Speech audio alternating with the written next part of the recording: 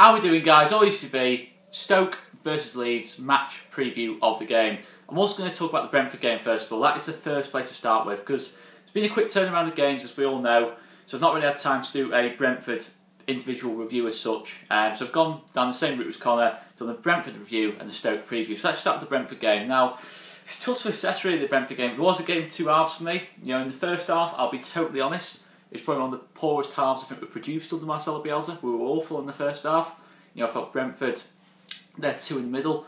Jensen and Norgard, I felt dominated the midfield in the first half of the game. You know, I felt very much Jensen was probably the best player on the pitch for the first 45 minutes. I thought he was really, you know, pulling the strings in that middle of the park. And I felt it was disappointing because I thought we had the extra numbers in the midfield.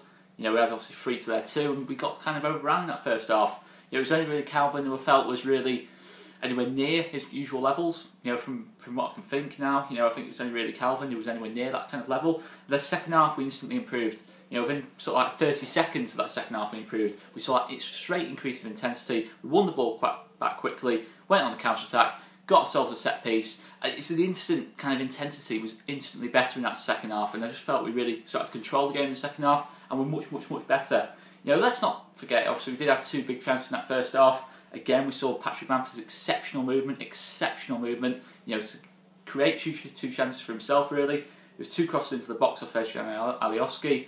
And yeah, you know, he just missed with 2 headers, but the movement to get into those positions was absolutely superb, especially the second one. You know, the keeper's come rushing out. Paddy's got just in front of him, and he's battled that off, you know, off it going in. So, you know, he's unlucky there, and his movement was spot on, and he was probably, again, maybe being a bit harsh there, you know, in terms of what I was just saying. Calvin was probably the only player who was sort of up to standard in the first half. I thought Patrick was okay as well. But second half, everyone performed. Absolutely everyone performed in that second half. Certainly from the starters anyway. And then of course we make the substitutions. Helder Costa comes on, Eddie Nketiah comes on, and we know the rest. They completely changed the dynamic. Completely changed the dynamic from that first team. You know, obviously the first team you're looking at in terms of pace. You know, in terms of the team that started against Brentford, it wasn't blessed with pace. It was blessed with a lot of sort of technical quality. You know, you've got Hernandez, Click, Shaq Harrison, etc., all very technically gifted players, good first touch, etc., can create moments. But I felt when you bring on Costa and Nketiah, it changed the whole dynamic. We have that threat on the counter-attack then. You obviously have Costa on one side, and Nketiah, what I really like about Eddie Nketiah is not just the goal, his movement off the ball. His movement off the ball, he drifts onto that left-hand channel, even when he's playing up front, he drifts onto the left, a little bit like a certain, I'm going to be reluctant to say it, but a little bit like an Aubameyang. He'll drift onto that left wing, and he finds that counter-attacking space. He gets himself into good counter-attacking positions, and it's crucial. You know, for the goal itself, he starts the run from the left.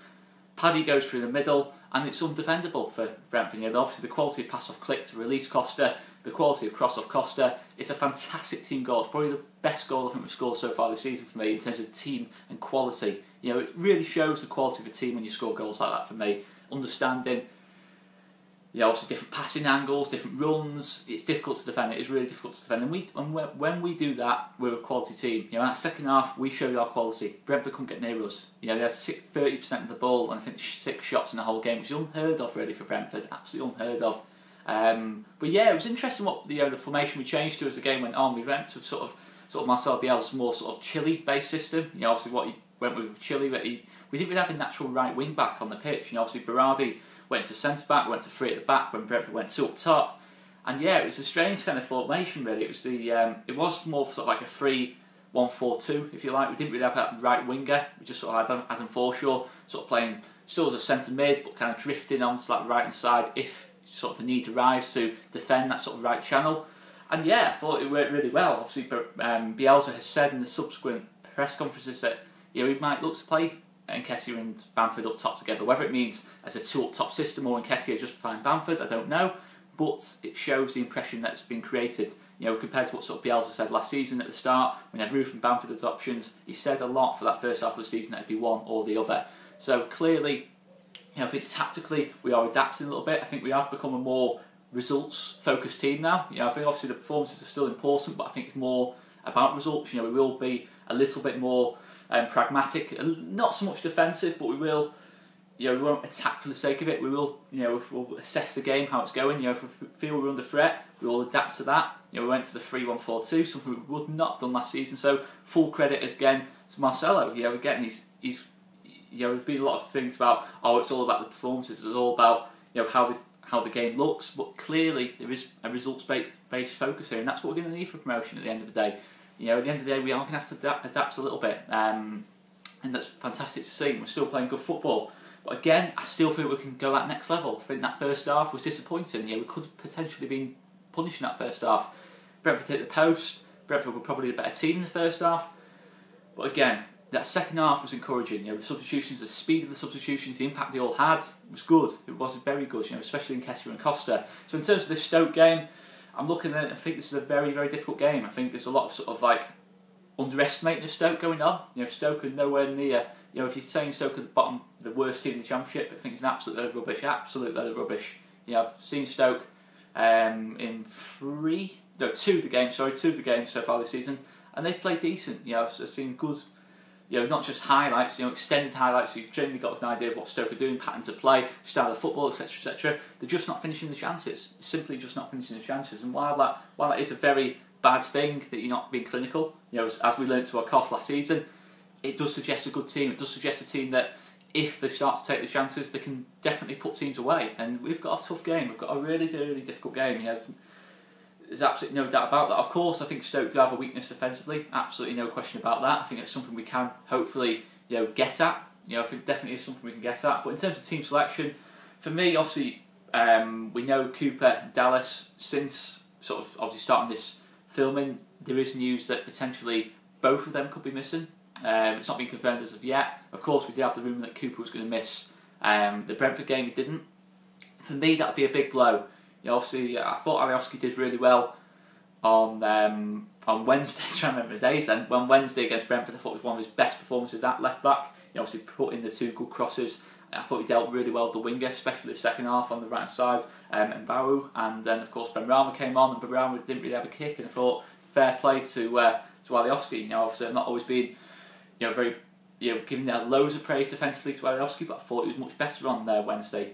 But for me, I'm looking at a Stoke game, I want more sort of like calmer heads. I don't want to have too much of a go at Alioski, but you look at that, Alioski and Berardi potentially coming in for this game, probably two of our most emotional players going to a ground where the fans do get behind the team. It's a very difficult place to play. They very streetwise team, Stoke. I'm not saying they're cheating, but they know how to get at players. They've got the crowd knows how to get at players. We've seen it at Stoke before. Janssen last season got himself sent off.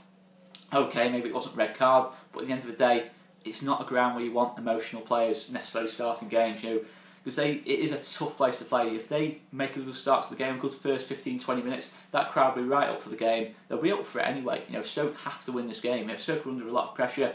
I think Nathan Jones, with what he said since the game, he's been very critical of Jack Butland, pretty much all the squad. He's trying to get that one last reaction. I think it's not necessarily one last reaction, because I think obviously the Stoke ball's going to give him time, but he's trying something different. He's trying a bit of reverse psychology, and that could go very much the other way, to the extent that he wants the players to hate him to an extent, so that he gets that reaction from his players. They sort of play to prove him wrong, kind of thing. Obviously he's been very critical of the players, particularly Jack Butland. But yeah, I think that's going to be interesting as well. I think they're going to be very, very quick first 10-15 minutes. Going to be straight at us, trying to get that early goal, try and put us under a little bit of pressure, try and turn us around, try and switch the game around, try and get the game in their half of the pitch and put some early crosses into the box. I'm expecting that. I'm expecting quite a direct style off them. I think they're trying to get at us for the first 10-15 minutes. Don't let us settle. And that's been a problem for us, I think, in the way we've started games. Look, I'm saying it's been a problem for us. We've got 10 points from the first 12 games, and we probably have deserved to win. Sorry, for 10 points from the first 10 points out of 12. I'll try again. But I think there has been little bits and pieces in those first 4 games that I felt we could have done better, especially the last 3. Forest, obviously Brentford, and then Wigan. I thought we could have done better in certain aspects of all 3 games, but we deserve the wins. But we've got to really improve ourselves. We have still got that level of improvement. It's a tough task getting top 2 in this level. It's games like this where I think the difference between top 2 and top 6 sides are, it's a tough place to go. Even though the bottom of the table, I don't think they're going to finish anywhere near there. In fact, I do fancy them to have something of a revival. If they give Nathan Jones time, I definitely don't think they're as bad as the league position suggests. And they've got some good players. Joe Allen, Atibo, Sam Clucas, James McLean. I think even Lee Gregory and Scott Hogan have formed a good front 2 partnership who can cause problems. Maybe they're not the best finishers in the world, but they do cause problems, and they have got goals in them, absolutely no doubt about it. Their movement's good, and they could cause us problems. So it'll be interesting how we set up. But for me, I'm thinking we might go to a back three, because Stoke go 2 up top. You know, it's very much sort of the Bielsa way. You know, to go for one extra defender and the other team has strikers. But the one problem with that is, if we go to 3-3-1-3, we'd have that one less man in the midfield against a potential midfield diamond, or potentially a midfield 3, depending on how Stoke set up. There's a rumour they could go over 3-5-2, and we could get outnumbered in that position. But I do think we can go over back 3 and potentially change it as the game goes along. You know, if we do start to get overrun in the middle, potentially Calvin Phillips, who might be playing in the centre of the back 3, he might prove into his sort of anchor in midfield role. Adam Forshaw, Mateusz Klich, who are almost certain to start this game, will obviously push higher up, and obviously, you know, I think that's very likely to happen. Obviously, it will be a blow if Berardi's missing 2. If Cooper's missing 2, and we have obviously got to change the back 4. You know, the back 4's done really well. 2 goals conceded in 4 games, we've hardly conceded any chances. It's probably been one of the best aspects of the team.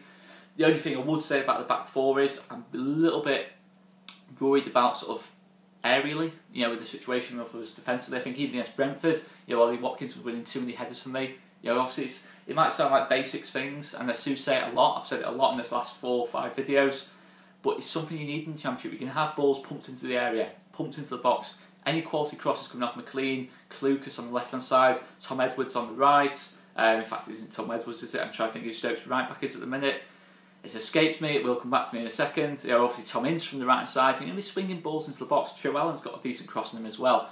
They've got some aerial threat. You know, Scott Hogan is good in the air, and it's going to be tough. And obviously you've got the pace on the height on set pieces, the pace in the team. It's going to be tough to deal with.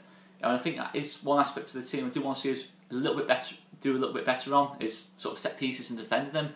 You know, I think there have been warning signs there. I know we've not conceded the goal yet. I don't think from that sort of situation. Oh, okay, we did concede the goal against Forest, but the warning signs are there on set pieces for me. I think that's probably the main threat to us. I think from open play we've been very, very good defensively, but we haven't sort of faced teams like this. You know, Stoke, I think, a team we're going to put balls into the box and feed the strikers early. You know, I think we've not really faced much of that so far. Okay, you could say Wigan, but Wigan were down to 10 men. It's very much went into a low block. You know, sort of like within the first 30 minutes because it went down to 10 men. So yeah, I think there's areas we can improve, but it's a game where we've just got to cope with the atmosphere. Cope with the atmosphere. It's a tough place to play. You know, last season Stoke were on an awful run. They were on an awful run after they played us, but they completely stopped us. They stopped us in that game at the Britannia last season. I've never really seen. Still don't think I have seen a team do what they did to, you know, Marcelo Bielsa's team that day. You know, so obviously since Marcelo Bielsa's come into the club, they completely stopped us. They stopped our rhythm. Pablo Hernandez, Mateusz Klich couldn't get on the ball. The press was really well. Tactically, they set it up absolutely fantastically well, and we struggled against that. And I hope we take lessons from that. You know, they went for 3-5-2 that day. It looks like we're going to take a leaf out of that book and go 3-5-2 tomorrow.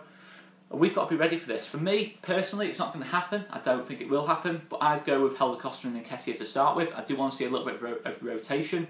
You know, I've not got anything against Pablo and Bamford's performances. I think both have been absolutely superb and both terrific players. But, you know, I think the point of having the squad is players that suit certain games better. I think this game, with Stoke being nervy, yeah, they are going to be nervy. They are going to give some loose passes away. If you've got that pace on the counter-attack, if they're giving loose passes away, Helder Costa, Eddie Nketiah starting the game, they can really attack that. You know, attack that situation. They can pick the ball up on the halfway line, because Stoke are going to be nervous. If we get any sort of press on them, I think we can win the ball back quickly.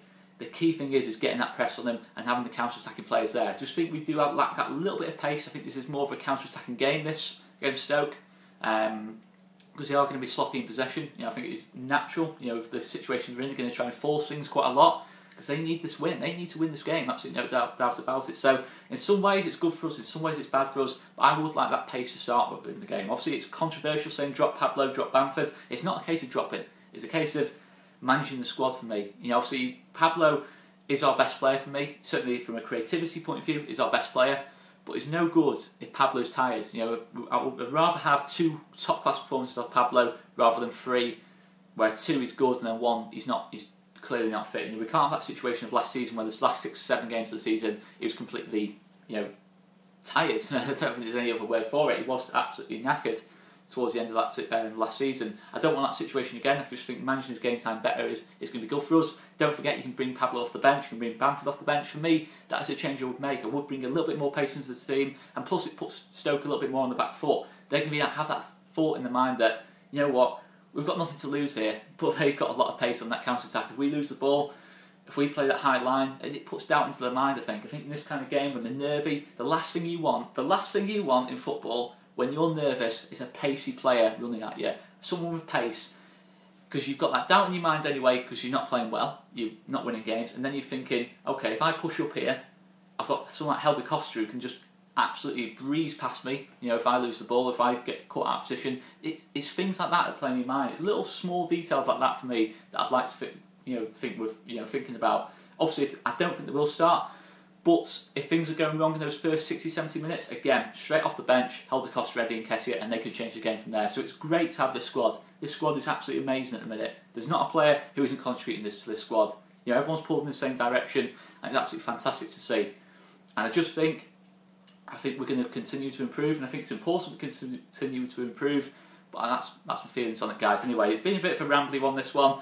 But I'll leave it there, guys. Make sure you check out Conor's preview of the game, our post-matches, which was off Joe, did a post-match for Brentford, and Tash has done, of course, the fan cams as well from the Brentford game, and we'll have very similar setup for after the Stoke game as well, guys. See you later, guys. Let's get another win. 10 points from the first 12. Let's make it 13 from the next 15. I just lost my track of thought there. I'll leave it there, guys.